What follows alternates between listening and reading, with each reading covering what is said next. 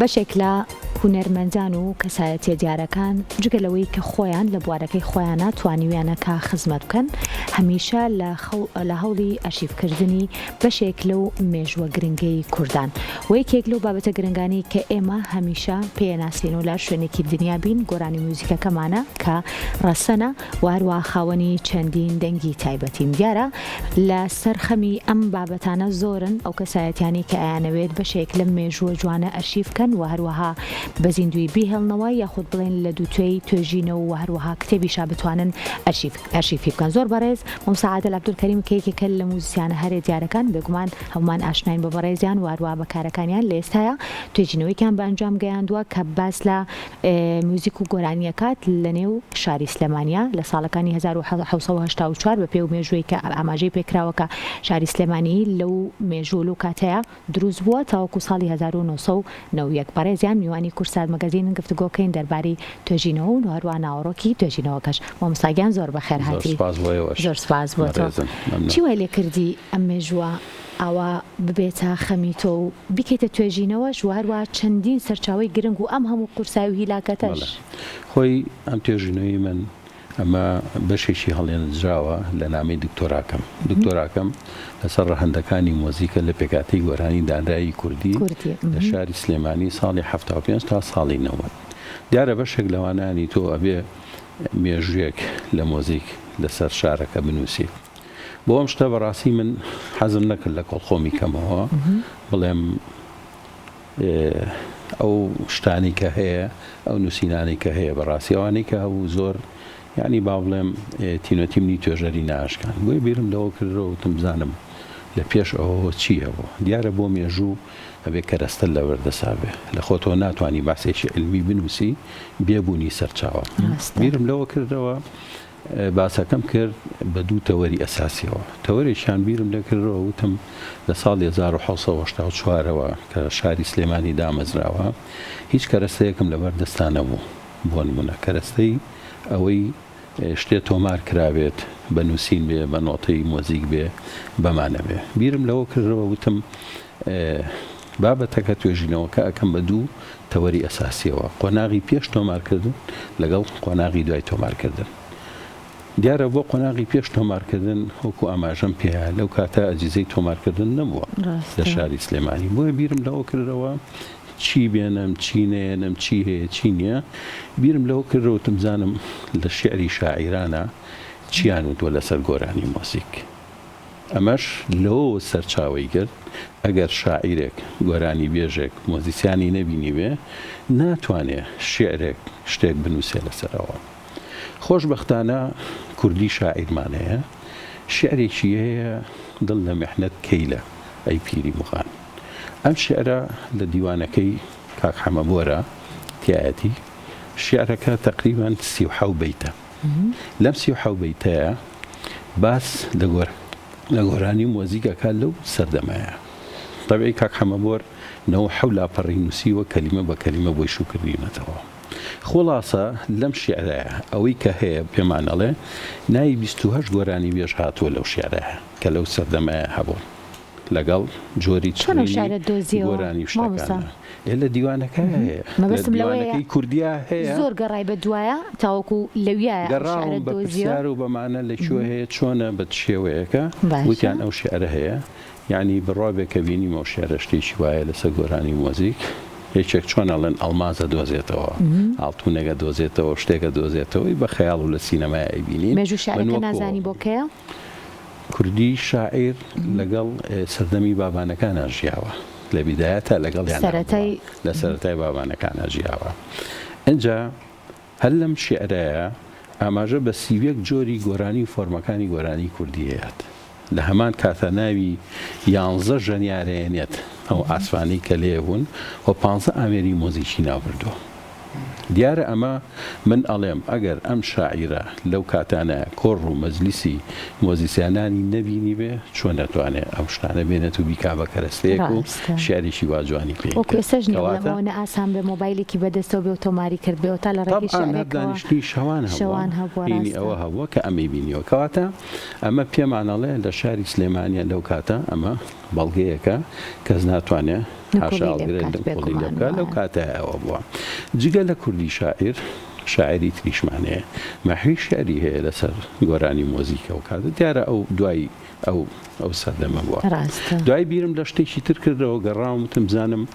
لە گەشتی ڕۆژهەڵات ناسەکانە ئەوانەی کە هاتوو مستەشریقەکان یەکێ لەوانەی کە هاتووە میستەر ڕیچە کە هاتۆتە شاری سلێمانی لە سەردەمی بیدایەتە ئەڵێ کوردەکان لە شەوانی ڕۆژانی ڕەمەزان بە ڕۆژوو بوون شەوانە دوای بڵێن تاعاتکردن و ئەمانە گۆرانی بێژوانە هاتوون گۆرانیان وتووە نایی چەند گۆرانی بێژەکە بات نایی چەند مۆزیسیانێکە بات نایی چەند هینەکە بات ئەمەش بەڕاستی وەکو بەڵگەیەک ئەی سەلمێنێ ئەتوانی بڵێن ئەمەیە گرێتەوە لەگەڵ شێعرەکەی کوردیە ڕەنگە لەو کاتەی کەڕی جات بێتە ئێرە احتیمالە کوردی شاعریش لێ دانیشت بێ بەڕاستی بەس ئەواتوو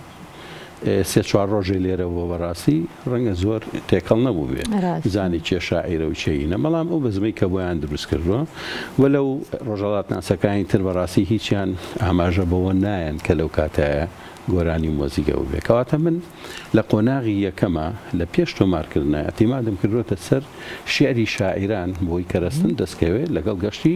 ڕۆژهەڵات ناسەکانە هەنێ زانیاریم دەست دوایەنە دوای قۆناغی تۆمارکردن باشە دوای قۆناغی تۆمارکردن زۆر گرنگە بەنامە بزانم چ گۆرانیەک زۆر تۆمار کراوە لە قۆناغی دوای تۆمارکردنا مەبەستن تۆماری کۆمەڵێشتە بەڕاستی هەم تۆمارکردنی گۆرانیەکان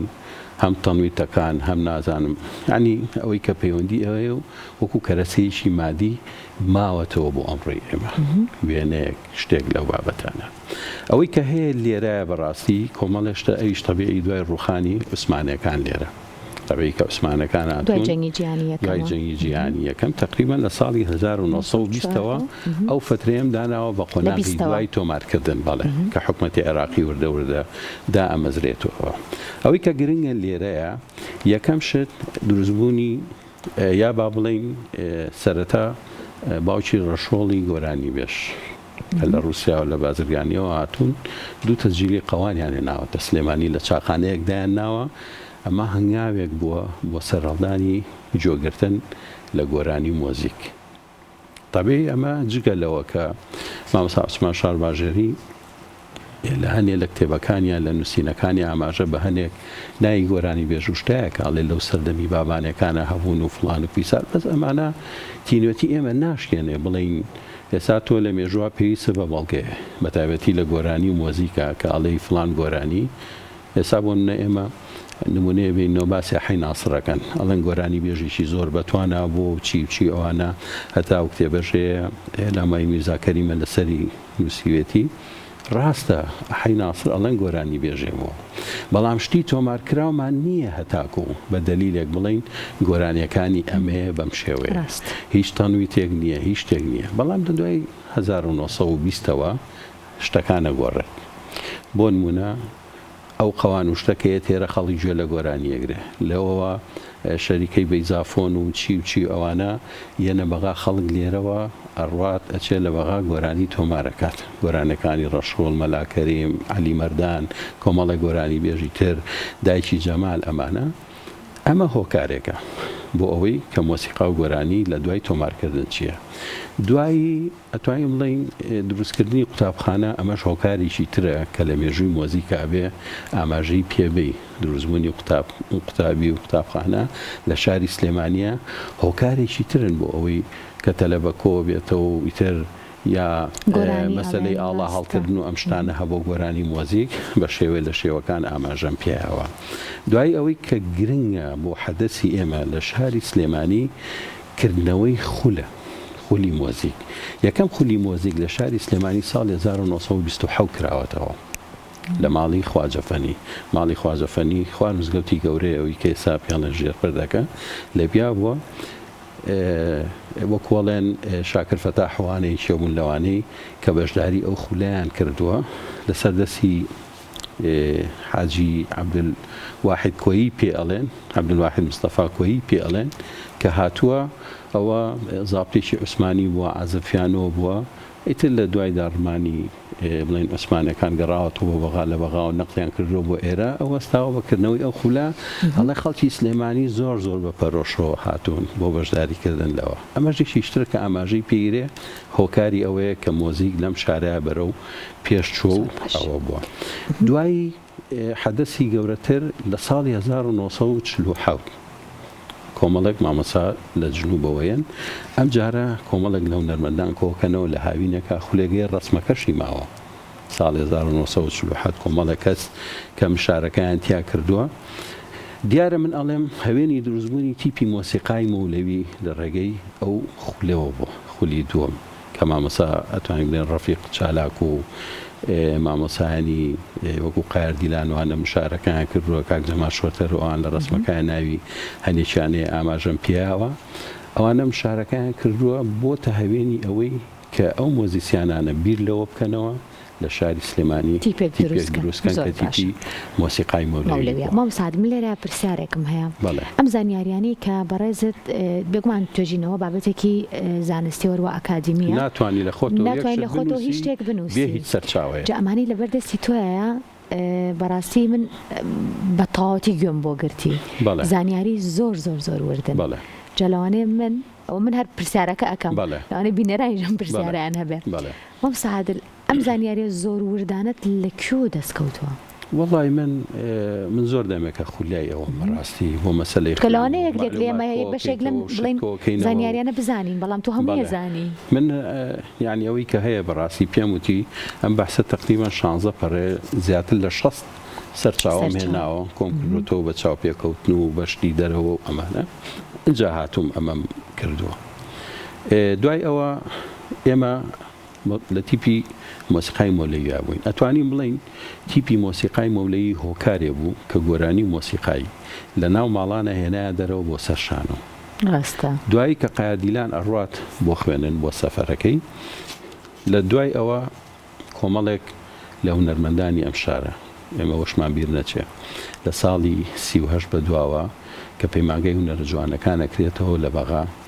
یەکەم کورد پێم وایە یەکەم کورد مامۆستا شەماڵسایی بە ئەچێ لەوێ ئەخوێنێ 3 ساڵ بەداخەوە خوێندنەکە تەواو ناکەن کە ماڵەوان پێزانن زۆریان پێ ناخۆشە بێ وازی لێنێ دوچێتە کولی ئادا و بەس هەر بەردەوامە بێت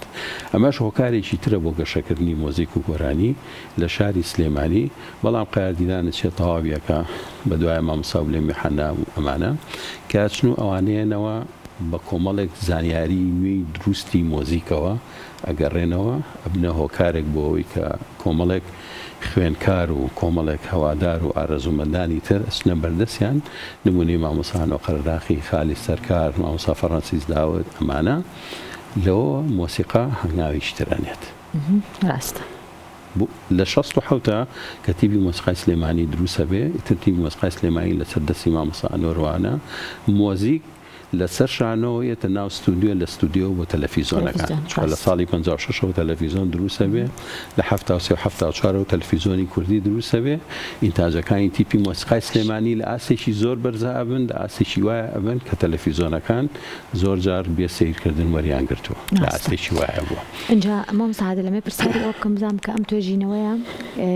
هەر ئەوە ئەمێنێتەوە یاخۆت هەوڵی بۆ ئەوەی کە بکەیتە کتێبێک چکە زانمێکی لەو مامۆستایانی کە زۆر خەمی ئەرشیف و مێژووی گۆرانی موزیکی کوردیتە بەتابەتی شاری سلێمانی بە ئومێدم ئینشەڵا کە نامەکەم چاپ کرد بە تەواوەتی تەبەی نامەکەم زیاتر لە 460 بۆ 470 لاپەڕەیە بەڕاستی ڕێگەیان نایە زیاتر ژنان نووسینی زۆر زیاتریشمە بوو بۆ منام بەحسە لە نامەکەیە نیوەی جێی کراوەتەوە بەڕاستی هەمووی جێی نەکرایەوە چکە لە من بۆ نامەکەش زۆر ماندوو بووم لە ساڵی 75 بۆ هەتا ساڵی 1990 زیاتر لە 875 گۆرانی ئەو فترەیە کە تۆمار کراوە لە سلێمانی دانە بەدانەی مجۆ لێگرتووە معلوماتم لەسەر کۆکردوێتەوە دانە بەدانەی طبیعی ئەوە ناچێت تەزمنی ئەوەی کە لە بەحسەکەیە دانی بەس ئەو ئیستیفتایە کە بەڵێن زۆر پێوەی ماندوو بووم ڕۆژی وا بووە 10 سعات 8 سعات 9 سعات کارم کردو گوێم لە یەک بێشی ئەو گۆرانیانە گرتووە هەر ئەوە فترەیەکی زۆری پێچوە گۆرانی وا بۆ 12 زانینم کردوەوە مزانم چییە تێبینیم لەسەر گۆرانەکان نووسیوە تیاتی دانیشتی ماڵان بۆ تیاتی دانی ئەوانم هەمووی جاکردەوە بە تەصنیفم بۆ کردوەوە کامە گۆرانی فۆلکلۆریە کامە میلیە کامە دانراوە لەوانە شتێکم هەڵێنجاوە بۆ تەصنیف و ئیتر لە ئاخیرا گەشتومەتە ئەوەی گۆرانی تیپە هونەرەکانم کۆ کردوێتەوە و 6 گۆرانی لەو 6 گۆرانیە حە گۆرانیمان هەڵبژاردەوە بۆ تەحلیلێکی ورد ئەوەی کە تا ئێستا نەکراوە لە تەحلیلی نامەکانی پێشترە بوون لەسەر فرێز و لەسەر تێکسچەرەوانە قسەمان کردووە لە گۆرانی کورد. زۆر باشە بە هیوای بەردەوامی بۆ گیران کە هەمیشە بەردەوام بن و کاری جوانتر و کاری باشترتانە بێ. سوپاس بۆ بەڕێز مامۆستا عەلی نەرمەند و موسیان کە لەم بەشەی کورسات مەگەزین دووبارە بە خێراتی مامۆستا گیان. سوپاس بۆ